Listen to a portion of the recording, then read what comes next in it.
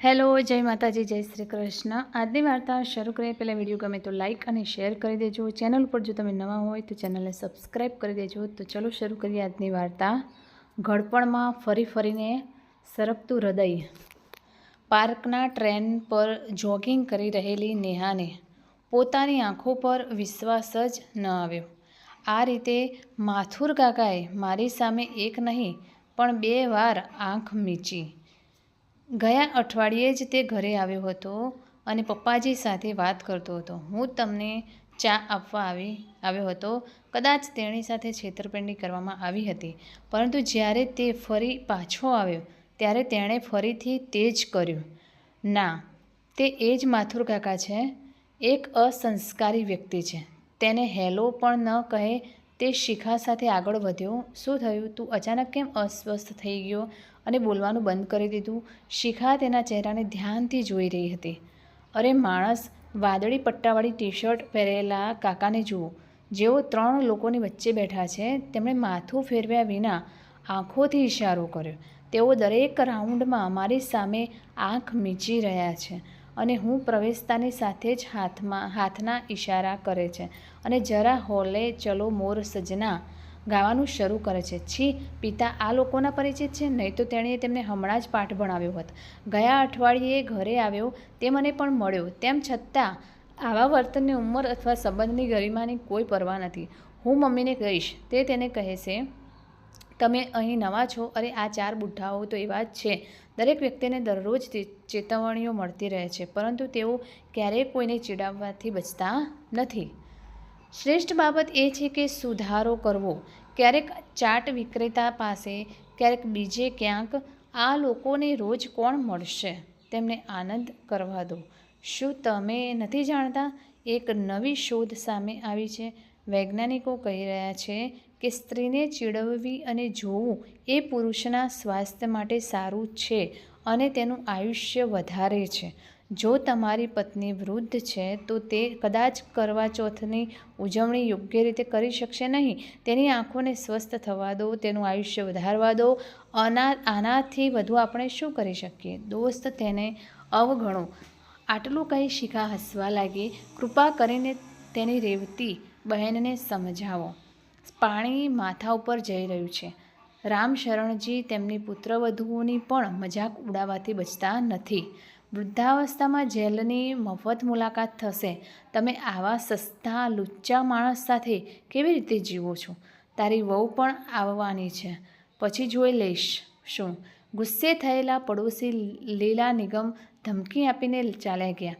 રામશરણ માથુર પોતાની આદતને કારણે લાચાર હતા। 60 વર્ષનો હોવા છતાં તે શેરી પ્રેમી રહ્યો।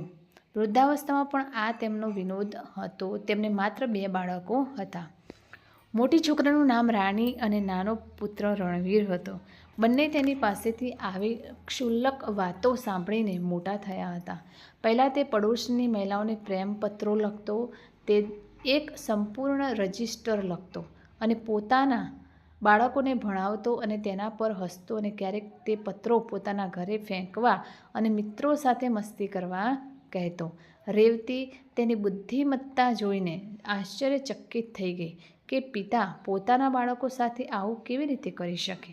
નિર્દોષ બાળકો ખોટા રસ્તે ચાલશે તેવા ડરથી રેવતી ગુસ્સે થઈ જતી અને જો તેણી ના પાડે તો તેઓ અન્ય સ્ત્રીઓ પ્રત્યેની ઈર્ષ્યાથી આવું કહી રહ્યા હોય એમ વિચારીને તેઓ લડવા માંડશે। તેને ચીડવવા માટે તેઓ આવા કામો વધુ કરવા લાગ્યા। જો માતા એક વાત કહે અને પિતા કંઈક બીજું શીખવે તો બાળકો અને તેની અલગ અસર થવાની જ હતી। રાણીએ કોઈક રીતે રોડું કરીને BA પૂરું કર્યું। તેણી તેના લગ્ન માટે ઝંખતી હતી। તે શક્ય તેટલી વહેલી તકે સ્થાયી થવા માંગતી હતી અને આ વાતાવરણથી દૂર જવા માંગતી હતી। તેના પિતાના કૃત્યને કારણે તેને કોલોની અને કોલેજમાં તેના મિત્રો વચ્ચે શરમનો સામનો કરવો પડ્યો હતો। પપ્પાજી અત્યારે પોતાનામાં જ મગ્ન છે। મારા લગ્નનું શું કરશે? એમ વિચારીને તેણે ફેસબુક પર કોઈ અમીર માણસ સાથે ફ્લર્ટ કર્યો અને તેની સાથે લગ્ન કરીને તે દૂરના દેશમાં ચાલી ગઈ। રેવતી ઈચ્છતી હતી કે તેનો નાનો દીકરો રણવીર પણ લગ્ન કરીને સેટલ થઈ જાય, તેનું વાતાવરણ બદલો અને તેને ખુશ કરો. પરંતુ તે લગ્ન માટે તૈયાર ન હતો. આવા વાતાવરણમાં આવું કેવી રીતે થઈ શકે? તે પિતા જ પરિવારની પ્રતિષ્ઠાને કલંકિત કરી રહ્યા હતા.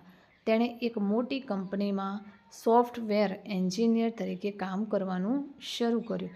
સારી કમાણી કરતી હતી, તેથી ઘરની બધી જવાબદારી તેના પિતાએ તેના પર નાખી દીધી કે તેના પર આટલો બધો ખર્ચ થઈ ગયો, હવે તે નહીં કરે તો અમે વૃદ્ધો કરીશું. જુવાનીમાં અઢળક પૈસા ખર્ચ્યા, ઘડપણ માટે કંઈ ઉમેરવું કે છોડવું નહીં. દીકરાની શી જરૂર છે? શિક્ષણ ખર્ચ શેના માટે? રેવતીનું શું? તેઓ નિર્જલતાથી તેમના પુત્રને પણ તેના પાછળ ખર્ચેલા પૈસા સાથે જોડાવાનું શરૂ કરી દેતા હતા. રેવતી ગુસ્સે થાય ત્યારે કહેતી, આવો કોઈ બાપ છે? લોકો તેમના પુત્રો માટે ઘણું કરે છે. તેઓ તેમના સુંદર ભવિષ્ય માટે ઘણું કરે છે. તેણે પોતાની મેળે દરેક જગ્યાએ એડમિશન લીધું. શરૂઆતથી જ સ્કોલરશીપ સાથે અભ્યાસ કર્યો. તમે તેને બટાકા, લોટ અને કઠોળ પણ ખવડાવ્યા. બહેન, તમે કેવા પિતા છો? હવે પુત્ર ઘરનો બધો ખર્ચ ઉઠાવી રહ્યો હતો, છતાં તે ક્યારેક ચાટ જલેબી અલગથી ખાતો, ક્યારેક વોકિંગ શૂઝ, શર્ટ, કંઈ પણ ખરીદતો.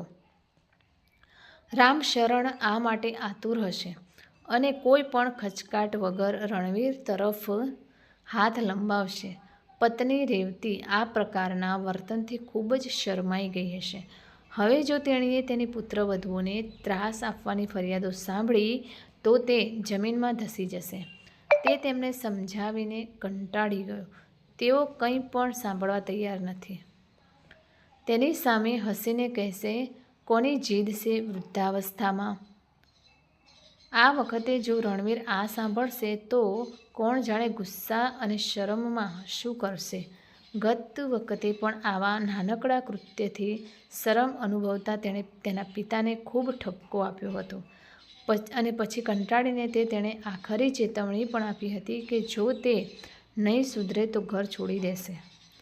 સારું છે, રણવીર આજે 8 વાગ્યા સુધીમાં આવી જશે. ત્યાં સુધીમાં કદાચ મામલો ઠંડો પડી જશે. રેવતી વિચારવા લાગી. ઓફિસમાંથી બહાર નીકળતી વખતે રણવીર બેંકના એટીએમમાં દોડ્યો અને તેનું કાર્ડ બ્લોક થઈ ગયું. જ્યારે તેઓ બેંકની અંદર ગયા ત્યારે સીટ પર જયંતી સિન્હાનું sign board "may I help you" લગાવેલું હતું. બેઠક ખાલી પડી હતી. નામ પરિચિત લાગતું હતું. તે વિચારી રહ્યો હતો કે સીટ પરથી મહિલા આવી છે. સર, હું તમને શું મદદ કરી શકું? જયંતીએ ટેબલ પર કેટલાક કાગળો મૂક્યા અને માથું ઊંચું કર્યું. એકબીજાને જોઈને બંને અવાચક થઈ ગયા. મિસ ખુરાફતી સિન્હા? પોતાની જાત સાથે વાત કરતા તે હસ્યો. આટલા વર્ષો પછી પણ રણવીરે તેની સાથે 7મા-8મા ધોરણમાં ભણતી જયંતીને ઓળખી. તેના ક્લાસમેટ્સે તેને આ નામ આપ્યું હતું. અરે તમે માસ્ટર તોંડું, ઓપન બટન, વહેતું નાક, નરડી વીર. તેણી થોડી અચકાઈ અને પછી પ્રવાહમાં બોલી, વાહ, પેટ ગાયબ થઈ ગયું? ઓહ, હવે તું બહુ સ્માર્ટ થઈ ગયો છે. ચમકતો સૂટ અને ટાઈ, મોંઘી ઘડિયાળ, શું વાત છે? કેટલા ચટાકેદાર છો. નજીકમાં ઊભેલા લોકો પણ સાંભળી રહ્યા હતા. રણવીરને શરમ અનુભવાઈ. તો હવે તમે માસ્તરમાંથી શ્રીમાન શરમાળ બની ગયા છો. ઠીક છે, આ બધું છોડો. દોસ્ત, મને કે અહીં આવવાનો હેતુ શું છે? અગાઉ હું બીજી બ્રાન્ચમાં હતો. ગઈકાલે જ અહીં જોડાયો હતો. આ એક સારો સંયોગ છે. મને જલ્દી કહો. ફરજના કલાકો પૂરા થવાના છે. પછી આપણે બહાર જઈશું અને ઘણી વાતો કરીશું. તેણીએ સ્મિત કર્યું. જયંતી ઝડપથી તેની સમસ્યા હલ કરી અને તેની સાથે બહાર આવી. ઘરે કોઈ રાહ જોઈ રહ્યું હશે. ના, એવું કંઈ નથી. હજી લગ્ન થયા નથી. માં રાહ જોઈ રહી છે. હું ફોન કરીશ. અને બંને કોમ્પ્લેક્સની હલ્દીરામ રેસ્ટોરન્ટમાં આરામથી બેઠા. ત્યારે તેણે તેની માતાને કહ્યું કે આજે તે 8 વાગે ઘરે પહોંચશે. બંને બાળપણની વાર્તાઓમાં ખોવાઈ ગયા. પછી તેઓ હસતા હસતા બહાર આવ્યા. અત્યાર સુધી શું થયું, તેઓએ કેવી રીતે કર્યું વગેરે એકબીજા સાથે શેર કર્યું. રણવીર લાંબા સમય પછી ખૂબ હસ્યો હતો. જયંતિ હજી પણ એ જ ખુશખુશાલ ગુંડો છે. તેણે તેની કંપનીનો ખૂબ આનંદ માણ્યો. તેણે ઘણી બધી સમસ્યાઓનો સામનો કર્યો. પિતાનું અકાળે અવસાન, માતાનું કેન્સરને કારણે મૃત્યુ, ભાઈનું તેના જમાઈ તરીકે સાસરેથી વિદાય અને આ દિવસોમાં તેણે બીજું શું કર્યું તે કોણ જાણે. પણ તેણે પોતાના ખુશખુશાલ સ્વભાવની કોઈ અસર પડવા ન દીધી. આ શીખવા જેવું છે. આ વિચારીને તે હળવાશ અનુભવી રહ્યો હતો. તે દિવસે રણવીરને ખબર ન પડી કે એક પડોશી ફરી તેના પિતા વિશે ફરિયાદ કરવા ગયો હતો. જમ્યા પછી તે સૂઈ ગયો અને બીજા દિવસે સવારે ફરી ઓફિસ ગયો. રેવતીએ રાહતનો શ્વાસ લીધો. તે બિનજરૂરી રીતે તેમના પર ગુસ્સે થઈ જશે અને મુશ્કેલીમાં મુકાઈ જશે અને પછી મોટી ગડબડ થઈ જશે. ઘર તૂટી પડે એ પહેલાં મને કંઈક કરવા દો. છેલ્લી વખતે તેની મિત્ર સંધ્યાના ઇન્સ્પેક્ટર ભત્રીજાએ તેના પર વિશ્વાસ કરીને અને તેને સારી રીતે જાણતા તેણે છેડતીના આરોપમાંથી મુક્ત કર્યો હતો. હું તેની પાસેથી મદદ લઉં છું. હું તમને કોઈ શરમ રાખ્યા વિના કહીશ કે તે આટલી મસ્તી પ્રેમાળ વ્યક્તિ છે. લોકો સાચા આક્ષેપો કરે છે. તમે જાતે જ સુધાર માટે કંઈક કરો તે વધુ સારું રહેશે. આ વિચારીને તેણીને કંઈક આશ્વાસન લાગ્યું. રણવીર અને જયંતિ લગભગ દરરોજ મળતા હતા. બંનેને ઘણા વર્ષો પછી એકબીજાની કંપની ગમવા લાગી. એક દિવસ જ્યારે જયંતિએ રણવીરને કહ્યું, દોસ્ત, આટલા દિવસો થઈ ગયા અને મેં તને ઘણી વાર કહ્યું કે મહેરબાની કરીને ઘરમાં બધા સાથે મારો પરિચય કરાવો. મારી પાસે કોઈ નથી. લેણે પાસે એક જ અદ્ભુત કૂતરો છે. બાય ધ વે, તે પણ કંઈક મળવા લાયક છે. હું જઈશ, પણ આજે નહીં. મારે તને કંઈક કહેવું છે. જયંતિ, હું તને ઘરે કેમ લઈ જઈ શકતો નથી? રણવીરે તેના પિતાના કારણે ઘરની બહાર ફેલાયેલી રાયતા જયંતિની સામે મૂકી દીધી. શીટ, હું ઘરની બહાર નીકળતી વખતે લોકોને મળવામાં ખૂબ શરમાળ અનુભવું છું. પુત્રને બધા પિતાની જેમ સમજતા શું કરું? હું કોઈ ઉલ્લેખ વિચારી શકતો નથી. હું પોતે એ ઘરમાં જવા માંગતો નથી. હું મારી માતાના કારણે જ ત્યાં છું. હું મારી માતા સિવાય ઘરની કલ્પના પણ કરી શકતો નથી. આવા પિતાના કારણે ન તો કોઈ ઘરમાં આવે કે ન તો કોઈને બોલાવવાની હિંમત. તેણે મારી માતાનું આખું જીવન બગાડ્યું. એટલું જ નહીં, તે હવે મારી સાથે પણ આવું જ કરી રહ્યો છે. રાનીદીએ સાચું કહ્યું. તે છોકરી હતી. તે મુશ્કેલીમાંથી બહાર આવી, પણ હું એક પુત્ર છું. હું તેમને છોડી શકતો નથી. હું મારી માતાને તેમની વૃદ્ધાવસ્થામાં તેમનાથી અલગ કરી શકતો નથી. સાથે રાખવા પડશે અને પોષણ કરવું પડશે. જ્યાં સુધી તેમની પ્રવૃત્તિઓ ચાલુ રહે અને તેઓ જીવંત રહે ત્યાં સુધી કંઈ થઈ શકે નહીં. હું ગમે તેટલી કોશિશ કરી લઉં, આ પરિસ્થિતિમાં ન તો હું ખુશ રહી શકું છું અને ન તો હું મારી માતાને કે અન્ય કોઈને ખુશી આપી શકું છું. લગ્ન વિશે વિચારી પણ શકતો નથી. ઓહ, તો આ એક નાની વસ્તુ છે જે તમને બધાને લાંબા સમયથી પરેશાન કરી રહી છે. શું તમને લાગે છે કે આ નાની વાત છે એટલે જ તમે લગ્ન ન કરવાનો નિર્ણય લીધો છે? તેણીએ કહ્યું. ના, એવું કંઈ નથી. પરંતુ તે અમુક અંશે સાચો છે. હું પોતે જ જ્યાં ગૂંગળામણ અનુભવતો હોય ત્યાં કોઈને લાવવાનું વિચારી પણ કેવી રીતે આવે? એવું જ કંઈક હોય એવું લાગે છે. તેણીએ હસીને કહ્યું, તું કમસે કમ લગ્ન કરી લે. દોસ્ત, હું તેને એવો ગુરુ મંત્ર આપીશ કે પછી તમે અજાયબીઓ જોતા રહો. હું તમને વચન આપું છું. તમે જાણો છો, હું જે કહું તે હું ચોક્કસપણે કરીશ. બીજું કેમ? તમે કેમ નહીં? હું જાણું છું કે સત્ય જાણ્યા પછી કોઈ મારી સાથે લગ્ન કરવા માટે સંમત થશે નહીં. તેણે થોડી ખચકાટ સાથે કહ્યું. તેણીને તેના સમર્થનમાં આશાનું કિરણ દેખાવા લાગ્યું. પરંતુ અચાનક આ પ્રસ્તાવથી જયંતીને આશ્ચર્ય થયું. તેના સ્ટેટસને જોતાં તેણે સપનામાં પણ આવી વાતની કલ્પના કરી ન હતી. જ્યારે તે ઉતાવળમાં કંઈ પણ વિચારી શકતી ન હતી ત્યારે તેણે કહ્યું, મારી પાસે એક મોટી જવાબદારી છે જે હું ક્યારેય છોડીશ નહીં. હમણાં જ તમે કહ્યું કોઈ રહેતું નથી, તમે એકલા છો. ભૂલી ગયા મસ્તાના, તે પણ મારા સિવાય કોઈ નથી. તેણીએ અમિતાભની ફિલ્મ ધ ગ્રેટ ગેમ્બલરની શૈલીમાં ગાયું હતું. હું મજાક નથી કરતો, હું સાવ ગંભીર છું. કારનું એક પૈડું એક સ્કૂટરનું ઝિગઝેગ ગતિમાં ઝૂલતી અને તે હસવા લાગી. રણવીરની ગંભીર ગુસ્સાવાળી અભિવ્યક્તિ જોઈને તેણે ફરીથી કહ્યું, ઠીક છે, હવે હું ગંભીર થઈશ. હું તારી માતા સાથે પરિચય કરાવશે કે તારે મારી સાથે સીધા જ કોર્ટમાં લગ્ન કરીને તને ઘરે લઈ જવી પડશે. તે ફરી હસવા જ જતી હતી પણ પોતાની જાતને રોકીને હસી પડી. જયંતી રણવીરની માતા રેવતીને મળી, આશીર્વાદ લીધા અને પછી શહેનાઈ રમવા લાગી.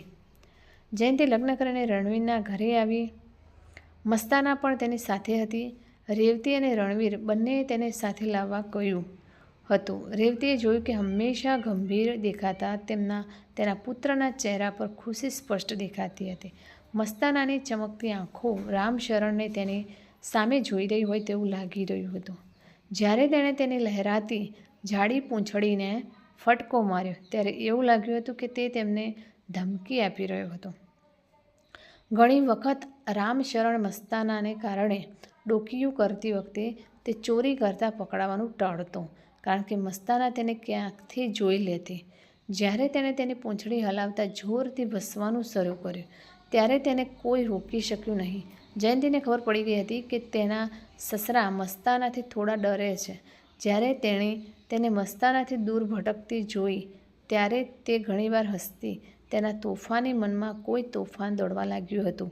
ઘરમાં દરેકની શાંતિ માટે કંઈક કરવું પડશે.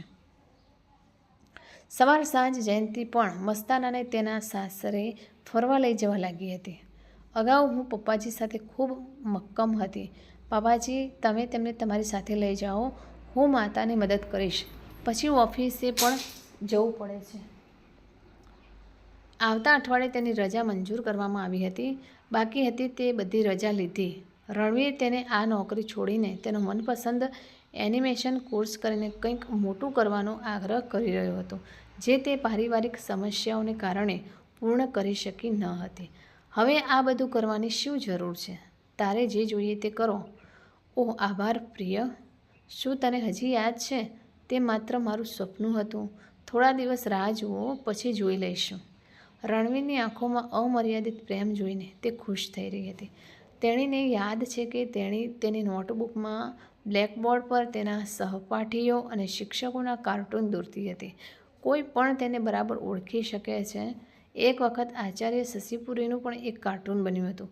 અચાનક મેડમ રાઉન્ડ પર આવ્યા. બધા બાળકો ખડખડાટ હસી પડ્યા. મેમ એ મારું કાર્ટૂન ઓળખી લીધું અને ઓફિસમાં ફોન કરીને તેને સારી રીતે ધૂળ ખાઈ.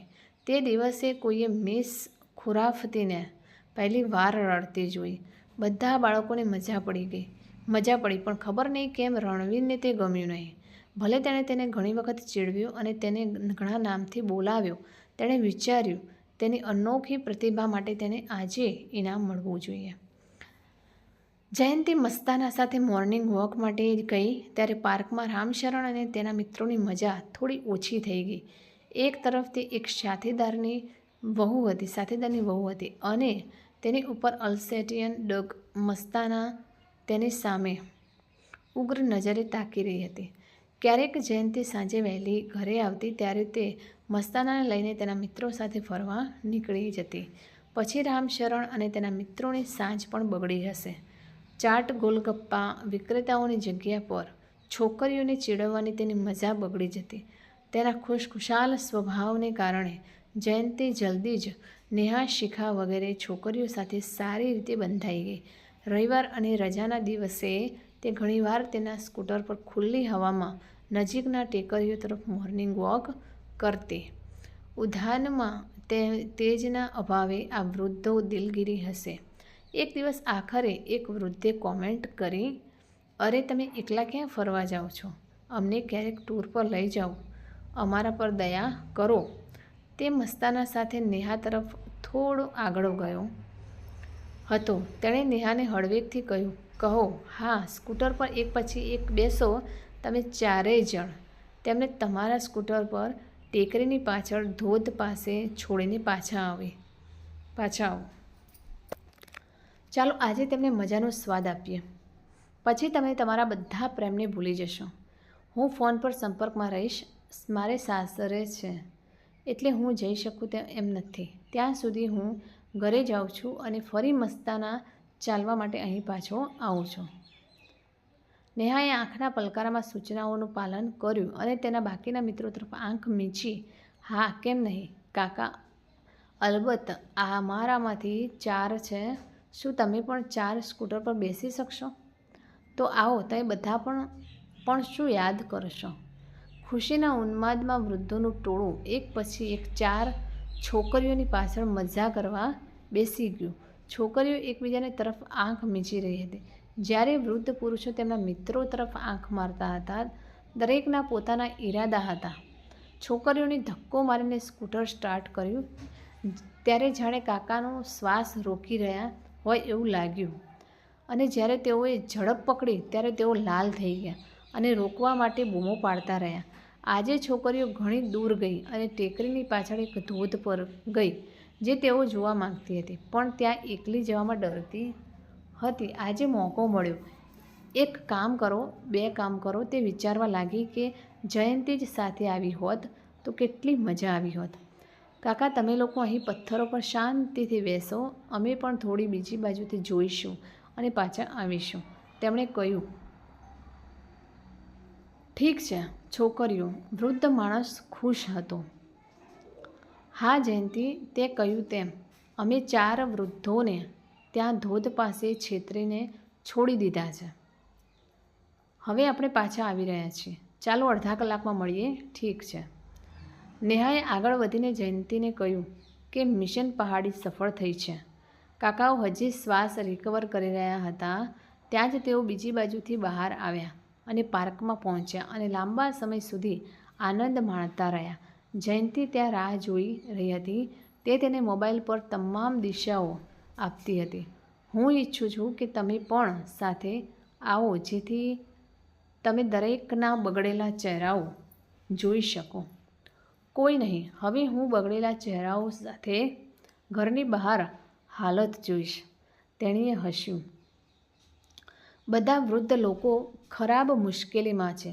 ત્યાં કોઈ મુસાફર નથી, કોઈ વ્યક્તિ નથી. જ્યારે તમે આ અંતર પગપાળા હાંફતા અને ધ્રુજતા ચાલશો ત્યારે તમને ખરી મજા આવશે.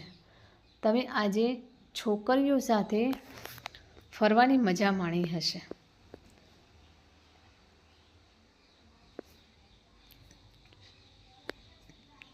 હવે રહસ્ય સાંભળો. મારા પિતા મારા પતિને આ નવી કેપ માટે પૂછતા હતા. મેં કહ્યું કે હું લાવીશ અને હું આ ચોકડી માટે માત્ર એક નહીં પણ 4 લાલ રંગની ટોપીઓ લાવી છું. શું તમે જાણો છો શા માટે? કારણ કે હીરો મસ્તાનાને લાલ રંગ નફરત છે. કાલે 2 વૃદ્ધોને પાર્કમાં આવીને બેસવા દો. જ્યારે વધુ લોકો ફરવા જાય છે ત્યારે પાર્ક લગભગ ખાલી થઈ જાય છે. આ વૃદ્ધો હજુ પણ બેસીને આનંદ માણી રહ્યા છે. ત્યારે જ તમે તેમને આ ગિફ્ટ પહેરાવશો અને પછી તેમને મજા આપો. તમને આ વિચાર કેવો લાગ્યો? હા, દરેક વ્યક્તિને સ્કાર્ફની ગાંઠ ચુસ્તપણે બાંધવી જોઈએ જેથી તેઓ તેને ઝડપથી ખોલી ન શકે, શિખાએ કહ્યું અને બધા હસી પડ્યા. હા શિખા, અને હું પાર્કના બંને દરવાજા બંધ રાખીશું. નેહાએ યોજનાને સફળ બનાવવા માટે બીજી ટીપ ઉમેરી. અને હું મસ્તાનાને પાર્કની અંદર છોડી દઈશ અને થોડી વાર માટે ત્યાંથી બહાર જઈશ. પછી મસ્તાના તેનું કામ કરશે અને હું પરિસ્થિતિને સંભાળવા માટે 5-7 મિનિટ પછી પાછો આવીશ. હા, બધા દિલથી હસી પડ્યા.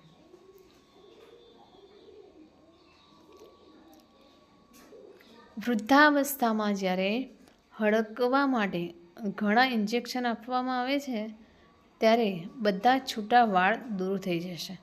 ઘટના બીજા દિવસે બની હતી. કેપ સંભાળતી વખતે સ્કાર્ફ ખોલવાનો પ્રયાસ કરતી વખતે નીચે પડી ગયેલા અને ચીસો પાડતા એ ટૂંકા સ્વભાવના વૃદ્ધોની હાલત જોવા જેવી હતી. ઊભેલા બાકીના લોકોએ પણ છોકરીઓને ટેકો આપ્યો. જે થયું તે તેમની સાથે બરાબર થયું. તે એક સારો પાઠ છે. બધાને મુશ્કેલીમાં રાખ્યા. સારું છે, એક પાઠ શીખવા મળ્યો. કોની તાકાત છે કે વૃદ્ધાવસ્થામાં હૃદય લપસી ગયું? રેવતી પણ ચીડમાં બડબડાટ બોલી. નજીકમાં ઊભેલી જયંતીએ આ સાંભળ્યું અને તેની આંખોમાં કોઈ દર્દ દેખાતું નહોતું. તેથી તેણીએ રાહત અનુભવી કે તે તેના માટે દોષિત નથી. દરરોજ નજીકની હોસ્પિટલમાં ઇન્જેક્શન લેવા જતા મિત્રો તેમને રડતા જોતા, પણ તેઓ એકબીજાને, તેમના પરિવારના સભ્યોને કે અન્ય કોઈને કંઈ કહી શકતા ન હતા. જયંતીની ટીમે તેમને સૂત્ર સાથે ચેતવણી આપી હતી કે જ્યાં સુધી તમારી વહુઓનું સન્માન હશે ત્યાં સુધી તમે સારી રીતે ઉજવણી કરી શકશો, નહીં તો તમારી પાસે અન્ય રસ્તા છે. તો મિત્રો, આ કહાની તમને કેવી લાગી તે કોમેન્ટ કરીને જરૂર જણાવશો. અને વિડીયો પસંદ આવ્યો હોય તો લાઈક અને શેર કરી દેજો. ચેનલ ઉપર જો તમે નવા હોય તો ચેનલને સબસ્ક્રાઈબ કરી દેજો. ફરીથી મળીશું આવા જ એક નવા વિડીયો સાથે, વાર્તા સાથે. ત્યાં સુધી નમસ્તે, જય માતાજી, જય શ્રી કૃષ્ણ, હર હર મહાદેવ. Thanks for watching.